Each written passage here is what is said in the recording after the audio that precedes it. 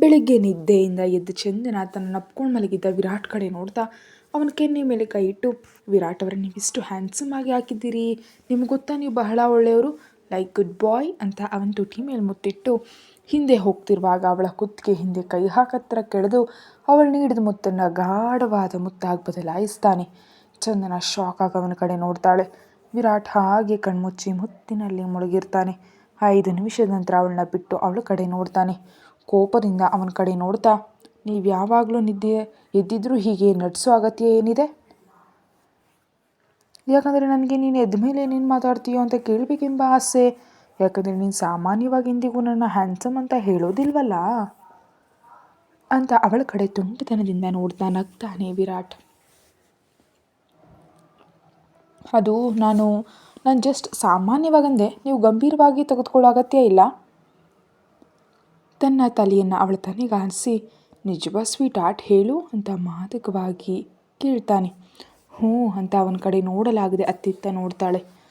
ನೀನು ತುಂಬ ನಾಚ್ಕೊಳ್ತೀಯ sweet art ಅಂತ ಅವಳು ಕೆನ್ನೆ ಮೇಲೆ ಮುತ್ತಿಟ್ಟು ಅವಳ ಕಡೆ ನೋಡ್ತಾನೆ. ಅವನು ಅಷ್ಟು ಹತ್ತಿರವಿದ್ದರೆ ಅವಳ ಹೃದಯ ಬಡಿತ ಜೋರಾಗಿ ಹೆಚ್ಚಾಗಿ ಗಟ್ಟಿಯಾಗಿ ಉಸಿರು ತೆಗೆದುಕೊಳ್ಳೋದನ್ನು ಕಂಡು ತನ್ನ ಪ್ರಭಾವ ಅವಳ ಮೇಲೆ ಇಷ್ಟರ ಮಟ್ಟಿಗೆ ಕೆಲಸ ಮಾಡಿರೋದನ್ನು ನೋಡಿ ಕ್ರೂರ ನಗುವಿನೊಂದಿಗೆ ಅವಳ ಕಡೆ ನೋಡ್ತಾ ಬೆಡ್ನಿಂದ ಎದ್ದು, ಸ್ವೀಟ್ ಆರ್ಟ್, ನೀನಿನ್ನು 2 ನಿಮಿಷ ಹೀಗೆ ಇದ್ದರೆ ನನ್ನ ಮನಸ್ಸೆಲ್ಲ ಬದಲಾಗಿ ಹೋಗುತ್ತೆ ಅಂತಾನೆ ವಿರಾಟ್. ಆ ತಕ್ಷಣವೇ ಕಣ್ಬಿಟ್ಟು ಬೆಡ್ ಹಿಡಿದು, ನೋನೋ, ನೀವು ಮನಸ್ಸನ್ನು ನಿಜಕ್ಕೂ ಬದಲಿಸಬೇಡಿ ಅಂತ ಅಲ್ಲಿಂದ ವೇಗವಾಗಿ ವಾಶ್ರೂಮ್ ಓಡಿ ಹೋಗ್ತಾಳೆ ಚಂದನ. ಅವಳು ಹೋದ ತಕ್ಷಣವೇ ಅಪ್ಪಿತಪ್ಪಿಯೋ ಅವನ ಮುಖದಲ್ಲಿದ್ದ ನಗು ಮಾಯವಾಗಿ ಭಾವನೆಗಳು ಬದಲಾಗಿ ಹೋಗುತ್ತವೆ. ತಕ್ಷಣವೇ ಫೋನ್ ತೆಗೆದು ಯಾರಿಗೋ ಕರೆ ಮಾಡ್ತಾನೆ. ನಿಮ್ಮಿಬ್ಬರಿಗೂ ನಾನು ಕೊಟ್ಟ ಕೆಲಸ ನೀವು ಸರಿಯಾಗಿ ಮಾಡ್ತಿಲ್ಲ ಅಂತ ಗಂಭೀರವಾಗಿ ಕೇಳ್ತಾನೆ ವಿರಾಟ್. ಮೇಡಮ್ ಮೇಲೆ ಕಣ್ಣಿಡೋ ಕೆಲಸವನ್ನು ನಾವು ಸರಿಯಾಗಿ ಮಾಡ್ತಿದ್ದೀವಿ ಸರ್. ಹ್ಞೂ ಅಂತ ವಾಶ್ರೂಮ್ ಬಾಗಿಲು ತೆರೀತಿದ್ದಂತೆ ಬಾಲ್ಕನಿಗೆ ಹೋಗಿ, ಇಂದಿನಿಂದ ನನ್ನ ಚಂದನಾಳ ಮೇಲೆ ಒಂದು ಕ್ಷಣವೂ ನಿಮ್ಮಿಬ್ಬರ ಕಣ್ಣು ಪಕ್ಕಕ್ಕೆ ಸರಿಬಾರದು. ಪ್ರತಿ ನಿಮಿಷವೂ ಅವಳ ಮೇಲೆ ಕಣ್ಣಿಡಿ. ಅವಳು ಏನು ಮಾಡಿದ್ರು ನೀವು ತಡಿಬಾರದು. ಜಸ್ಟ್ ನನಗೆ ಇನ್ಫಾರ್ಮ್ ಮಾಡಿದ್ರೆ ಸಾಕು ಅಂತ ಕರೆ ಕಟ್ ಮಾಡ್ತಾನೆ ವಿರಾಟ್. ಸ್ವೀಟ್ ಆರ್ಟ್, ಮೈ ಇನ್ನೋಸೆಂಟ್ ಸ್ವೀಟ್ ಆರ್ಟ್ ಅಂತ ಮೆಲ್ಲಗೆ ನಕ್ಕು ಅಲ್ಲಿಂದ ರೂಮ್ ಒಳಗೂ ಹೋಗ್ತಾನೆ. ಚಂದನ ಮತ್ತು ಅಂಕುಶ್ ವರ್ಮಾ ಇಬ್ಬರು ಪ್ರಾಜೆಕ್ಟ್ ಮೇಲೆ ಕೆಲಸ ಮಾಡೋದಕ್ಕೆ ಶುರು ಮಾಡ್ತಾರೆ. ಈ ಪ್ರಾಜೆಕ್ಟ್ ವಿರಾಟ್ ಇಲ್ಲದೆ ಚಂದನ ಹ್ಯಾಂಡಲ್ ಮಾಡ್ತಿರೋ ಮೊದಲ ಪ್ರಾಜೆಕ್ಟ್. ಅದಕ್ಕೆ ಅವಳ ಮೇಲೆ ಬಹಳ ಪ್ರೆಷರ್ ಬೀಳ್ತಿರುತ್ತೆ. ಪ್ರಾಜೆಕ್ಟ್ ಎಲ್ಲವೂ ರೆಡಿಯಾಗಿದೆ, ಇನ್ನು ವರ್ಕರ್ಸ್ ಕೆಲಸಕ್ಕೆ ಹಚ್ಚೋದಷ್ಟೇ ಬಾಕಿ ಇದೆ ಅಂತಾನೆ ಅಂಕುಶ್ ವರ್ಮಾ. ಹ್ಞೂ, ನೀವು ಹೇಳಿದ್ದು ಸರಿಯೇ, ಆದರೆ ಪರ್ಮಿಷನ್ ಕೂಡ ಇರಬೇಕಲ್ವೇ? ಪರ್ಮಿಷನ್ ನಮ್ಮ ಹತ್ರ ಇದೆ. ಪರ್ಮಿಷನ್ ಬಗ್ಗೆ ಟೆನ್ಷನ್ ತೆಗೆದುಕೊಳ್ಳೋ ಅಗತ್ಯ ಇಲ್ಲ. ಒಳ್ಳೆಯದು, ಹಾಗಾದರೆ ವರ್ಕರ್ಸ್ನ ಇಂದಿನಿಂದಲೇ ಕೆಲಸಕ್ಕೆ ಹಚ್ಚೋದು ಬೆಸ್ಟ್. ಯಾಕಂದರೆ ನಮ್ಮ ಹತ್ರ ಕೇವಲ 60 ದಿನಗಳ ಕಾಲಾವಕಾಶ ಮಾತ್ರ ಇದೆ ಅಂತಾಳೆ ಚಂದನ. ಹ್ಞೂ, ಚಿಂತೆ ಮಾಡಬೇಡ, ನಾನು ಒಬ್ಬರ ಹತ್ರ ಮಾತನಾಡಿದ್ದೀನಿ, ಕೆಲಸಗಾರನೆಲ್ಲ ಅವರೇ ಒದಗಿಸ್ತಾರೆ ಅಂತ ಅಂಕುಶ್ ವರ್ಮಾ ಅಂದ ತಕ್ಷಣ ಸರಿ ಅಂತ ತಲೆಯಾಡಿಸ್ತಾಳೆ ಚಂದನ. ಆ ನಂತರ ಆ ಪ್ರಾಜೆಕ್ಟ್ ಬಗ್ಗೆ ಚರ್ಚಿಸಿ ಸಂಜೆವರೆಗೆ ಆಫೀಸ್ನಲ್ಲಿ ಕೆಲಸ ಮಾಡಿದ ನಂತರ ಸಂಜೆ ಚಂದನ ಆಫೀಸ್ನಿಂದ ಹೊರಟು ಕೆಫೆಗೆ ಹೋಗ್ತಾಳೆ. ಚಂದನ ಕೆಫೆಗೆ ಹೋಗಿ ಸುತ್ತಲೂ ನೋಡ್ತಾಳೆ. ಸ್ವಲ್ಪ ದೂರದಲ್ಲಿ ಕಾರ್ನಲ್ಲಿ ಕುಳಿತಿದ್ದ ನವೀನ್ ಕಾಣಿಸಿದ ತಕ್ಷಣ ಅವನ ಹತ್ರ ಹೋಗಿ, ಹಾಯ್ ನವೀನ್ ಅಂತ ನಗುಮುಖದಿಂದ ಮಾತಾಡಿಸ್ತಾಳೆ ಚಂದನ.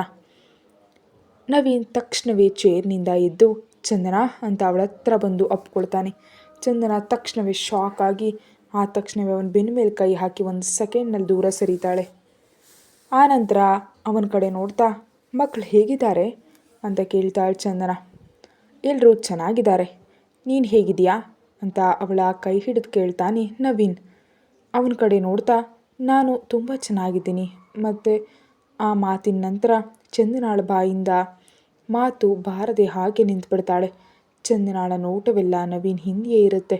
ಆ ತಕ್ಷಣವೇ ಚಂದನಾಳ ಕಣ್ಣುಗಳು ಶಾಕ್ ಮತ್ತು ಭಯದಿಂದ ದೊಡ್ಡದಾಗ್ಬಿಡುತ್ತೆ. ಹಾಗೆ ಭಯದಿಂದ ನವೀನ್ ಹಿಂದೆಯೇ ನೋಡ್ತಾ ಇರ್ತಾಳೆ. ನವೀನ್ ಚಂದನಾಳ ಭುಜದ ಮೇಲೆ ಕೈ ಇಟ್ಟು, ಏನಾಯಿತು ಚಂದನ, ನೀನು ಸಡನ್ನಾಗಿ ಯಾಕೆ ಸೈಲೆಂಟ್ ಆಗಿಬಿಟ್ಟೆ ಅಂತ ನವೀನ್ ಅಂದ ತಕ್ಷಣ ನವೀನ್ ಕಡೆ ಮತ್ತು ಅವನ ಕೈ ಕಡೆ ನೋಡ್ತಾಳೆ. ಅವನ ಕೈ ಅವಳ ಭುಜದ ಮೇಲಿರೋದ್ರಿಂದ ತಕ್ಷಣವೇ 2 ಹೆಜ್ಜೆ ಹಿಂದೆ ಸರಿತಾಳೆ ಚಂದನ. ಗೊಂದಲದಿಂದ ಅವಳ ಕಡೆ ನೋಡ್ತಾ, ಚಂದನ ನವೀನ್ ನೀನು ಇಲ್ಲಿಂದ ಹೋಗು. ನವೀನ್ ಹೇಳುವಷ್ಟರಲ್ಲಿ ಅಷ್ಟರಲ್ಲಾಗಲೇ ಹಿಂದಿನಿಂದ ಯಾಕೆ ಸ್ವೀಟ್ ಆರ್ಟ್, ನಿನ್ನ ಫ್ರೆಂಡನ್ನು ನನಗೂ ಪರಿಚಯ ಮಾಡಿಸು ಅಂತ ಕೇಳಿಸಿದ ಧ್ವನಿಗೆ ನವೀನ್ ಹಿಂದೆ ತಿರುಗಿ ವಿರಾಟ್ ಕಡೆ ನೋಡ್ತಾನೆ. ಚಂದನ ವಿರಾಟ್ ಕಡೆ ನೋಡ್ತಾ, ವಿರಾಟ್ ಅವರೇ, ಇವನು ಸ್ವೀಟ್ ಆರ್ಟ್, ನಿನ್ನ ಆರೋಗ್ಯ ಸರಿ ಇಲ್ವೇನೋ ಅಂತ ಅವಳ ಹತ್ರ ಹೋಗಿ ಅವಳ ಭುಜದ ಮೇಲೆ ಕೈ ಇಡ್ತಾನೆ ವಿರಾಟ್. ಭಯದಿಂದ ಅವನ ಕಡೆ ನೋಡ್ತಾಳೆ ಚಂದನ. ಅವಳ ಭುಜದ ಮೇಲೆ ತನ್ನ ಹಿಡಿತವನ್ನು ಗಟ್ಟಿಗೊಳಿಸ್ತಾ, ಹೇಳು ಸ್ವೀಟ್ ಆರ್ಟ್ ಅಂತ ಕೋಪ ತುಂಬಿದ ಕಣ್ಣುಗಳಿಂದ ಅವಳನ್ನು ವಿಚಿತ್ರವಾಗಿ ನೋಡ್ತಿರ್ತಾನೆ ವಿರಾಟ್. ಅವರಿಬ್ಬರ ಕಡೆ ನೋಡ್ತಾ, ನನಗೆ ಸ್ವಲ್ಪ ಕೆಲಸ ಇದೆ, ನಾನು ಮತ್ತೆ ಮೀಟ್ ಆಗ್ತೀನಿ, ಬಾಯ್ ಚಂದನ ಅಂತ ನವೀನ್ ಅಲ್ಲಿಂದ ಹೋಗ್ತಿದ್ರೆ ಗಟ್ಟಿಯಾಗಿ ಉಸಿರು ಬಿಟ್ಟು ಅಮ್ಮಯ್ಯ ಅಂತ ಮನಸ್ಸಲ್ಲೇ ಅಂದ್ಕೊಳ್ತಾಳೆ ಚಂದನ.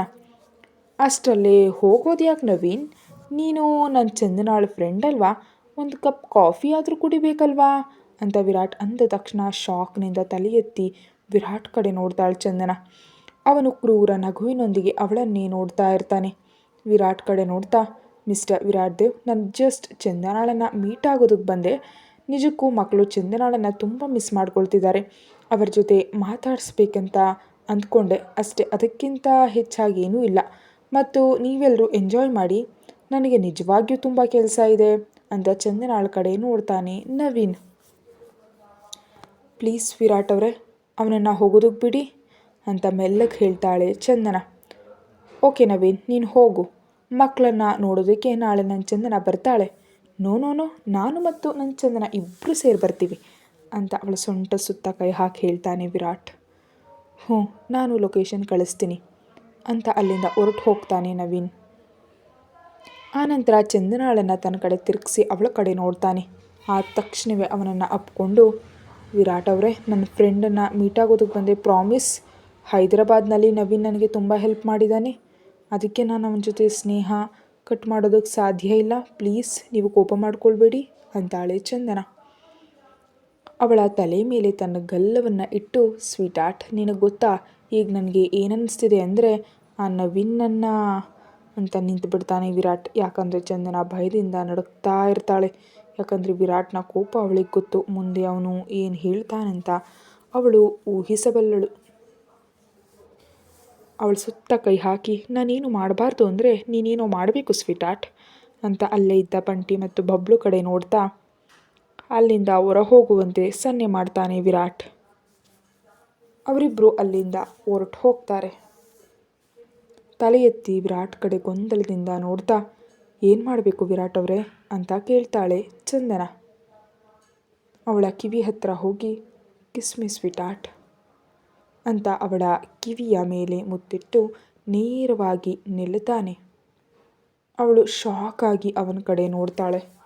ಅವಳ ಕೂದಲನ್ನು ಕಿವಿ ಹಿಂದೆ ಸರಿಸಿ, ಬಾ ಸ್ವೀಟ್ ಆರ್ಟ್, ನಿನ್ನ ಹತ್ರ ಹೆಚ್ಚು ಸಮಯ ಇಲ್ಲ, ನನಗೆ ಕೋಪ ಬಂದರೆ ಏನಾಗುತ್ತೆ ಅಂತ ನೀನು ಊಹಿಸಬಲ್ಲೆ ಅಂತ ಅವಳ ಕಣ್ಣುಗಳಲ್ಲಿ ನೋಡ್ತಾನೆ ವಿರಾಟ್. ಆದರೆ ವಿರಾಟ್ ಅವರೇ, ಇಲ್ಲಿ ಇಷ್ಟೊಂದು ಜನ ಇದ್ದಾರೆ, ನಾನು ಹೇಗೆ ಅಂತ ಸುತ್ತಲೂ ನೋಡ್ತಾಳೆ ಚಂದನ. ಎಲ್ಲರೂ ಅವರವರ ಕೆಲಸದಲ್ಲಿ ಬ್ಯುಸಿಯಾಗಿರ್ತಾರೆ. ಚಂದನ ತನ್ನ ಕಡೆ ನೋಡದೆ ಸುತ್ತಲೂ ನೋಡೋದ್ರಿಂದ ಅವನ ಮುಖದ ಭಾವನೆಗಳು ಬದಲಾಗಿ ಹೋಗುತ್ತವೆ. ನಿಜವಾಗಿಯೂ ಸ್ವೀಟ್ ಆರ್ಟ್, ಹಾಗಾದರೆ ಆ ನವೀನ್ ನಿನ್ನನ್ನು ಒಪ್ಕೊಂಡಾಗ ಇವರೆಲ್ಲರೂ ನಿನಗೆ ಕಾಣಿಸ್ಲಿಲ್ವಾ ಅಂತ ಅವಳ ಮೇಲಿದ್ದ ತನ್ನ ಹಿಡಿತವನ್ನು ಗಟ್ಟಿಗೊಳಿಸ್ತಾನೆ ವಿರಾಟ್ ಅವರೇ, ಅದು ನಾನು ಸ್ವೀಟ್ ಆರ್ಟ್, ನಿನ್ನ ಬಾಯಿಂದ ಒಂದು ಪದ ಎಕ್ಸ್ಟ್ರಾ ಬಂದರೂ ನಿನ್ನ ಶಿಕ್ಷೆ ಇನ್ನೂ ಹೆಚ್ಚಾಗುತ್ತೆ ಅಂತ ವಿರಾಟ್ ಅಂದ ತಕ್ಷಣ ಗಟ್ಟಿಯಾಗಿ ಉಸಿರು ತಗೊಂಡು ಅವನ ಕುತ್ತಿಗೆ ಹಿಂದೆ ಕೈ ಹಾಕಿ ಹತ್ತಿರಕ್ಕೆ ಕೆಳೆದು ಅವನ ತುಟಿಗಳನ್ನ ಸೇರ್ತಾಳೆ ಚಂದನ. 2 ನಿಮಿಷಗಳ ನಂತರ ವಿರಾಟ್ನಿಂದ ಹಿಂದೆ ಹೋಗಬೇಕಂತ ಅಂದ್ಕೊಂಡು ಚಂದನಾಳಿಗೆ ಅಷ್ಟು ಅವಕಾಶ ನೀಡದೆ ಇನ್ನೂ ಹತ್ತಿರ ಕೆಳಿತಾನೆ ವಿರಾಟ್. ಅಲ್ಲಿದ್ದವರೆಲ್ಲರೂ ಗಟ್ಟಿಯಾಗಿ ಕಿಚ್ಚುತ್ತಾ ಚಪ್ಪಾಳೆ ತಟ್ಟೋದ್ರಿಂದ ಅವಳ ಮುಖವೆಲ್ಲ ನಾಚಿಕೆಯಿಂದ ಕೆಂಪಾಗಿ ಅವನ ಎದೆಯಲ್ಲಿ ತಲೆ ಅಡಗಿಸ್ಕೊಳ್ತಾಳೆ ಚಂದನ. ಆ ತಕ್ಷಣವೇ ಅವಳನ್ನ ಎತ್ಕೊಂಡು ಅಲ್ಲಿಂದ ಹೊರಗೆ ಕರೆದೊಯ್ದು ಕಾರ್ ಬ್ಯಾಕ್ ಸೀಟ್ನಲ್ಲಿ ಕೂರಿಸಿ ತಾನು ಕೂಡ ಅವಳ ಪಕ್ಕದಲ್ಲಿ ಕುಳಿತ ಮೇಲೆ ಡ್ರೈವರ್ ಕಾರ್ ಸ್ಟಾರ್ಟ್ ಮಾಡೋದ್ರಿಂದ ವಿಲ್ಲಾಗೆ ಹೊರಡ್ತಾರಿಬ್ರು. ಮನೆಗೆ ಬಂದ ತಕ್ಷಣ ಚಂದನಾಳ ಕೈ ಹಿಡಿದು ಹಾಗೆ ವಾಶ್ರೂಮ್ ಒಳಗೆ ಕರ್ಕೊಂಡು ಹೋಗ್ತಾನೆ ವಿರಾಟ್. ವಾಶ್ರೂಮ್ಗೆ ಬಂದ ಮೇಲೆ ಚಂದನಾಳ ಕೈ ಬಿಡ್ತಾನೆ. ಅವನನ್ನು ನೋಡಿದ್ರೆ ಚಂದನಾಳಿಗೆ ತುಂಬ ಭಯ ಆಗ್ತಿರುತ್ತೆ. ಯಾಕಂದರೆ ವಿರಾಟ್ ಏನು ಮಾಡ್ತಾನೋ ಅಂತ ಅವಳಿಗೆ ಅರ್ಥ ಆಗ್ತಾ ಇಲ್ಲ.